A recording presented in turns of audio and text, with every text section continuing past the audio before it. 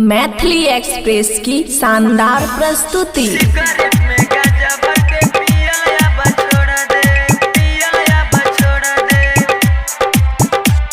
सब लड़की से लभावाला रिश्ता तोड़ देव, सिगरेट में गांजा भर के पियल अब छोड़ देव।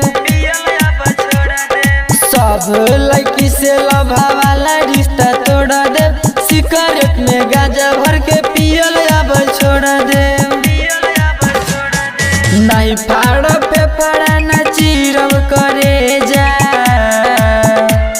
नहीं फाड़ फेफड़ा न चीरब करे जा, नहीं कहब रे लावा के जान हमर ले जा। सब लड़की से लभावाला रिश्ता तोड़ लेब, सिगरेट में गांजा भर के पियल अब छोड़ देव। डीजे गुड मधुबनी, डीजे गुड मधुबनी, सिगरेट में गांजा भर के पियल अब छोड़ देव,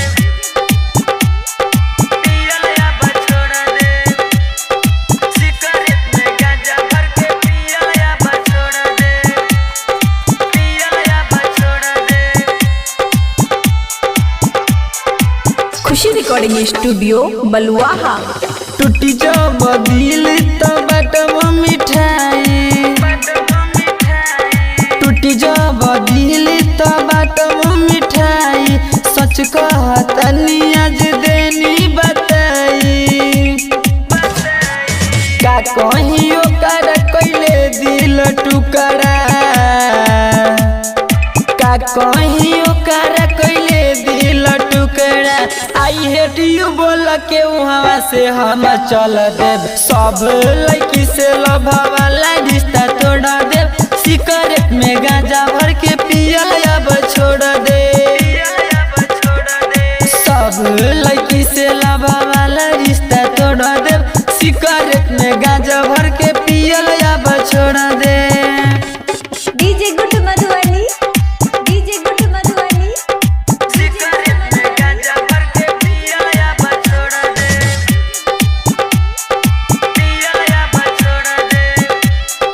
सिगरेट में गांजा भर के पियल अब छोड़ दे, पियल अब छोड़ दे। नहीं कट के लिखब रानी अपना हाथ में,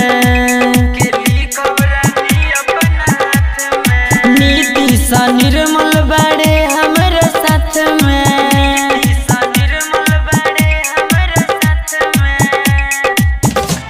सीएच के दीवाना रोहित रवाना, सीएच के दीवाना रोहित रवाना। सच कहतानी हम सुनीलावा से बोले देम। सब लड़की से लभावाला रिश्ता तोड़ देव, सिगरेट में गांजा भर के पियल अब छोड़ दे। सब लड़की से लभावाला रिश्ता तोड़ देव, सिगरेट में गांजा भर के पियल अब छोड़ दे। खुशी रिकॉर्डिंग स्टूडियो बलुआहा।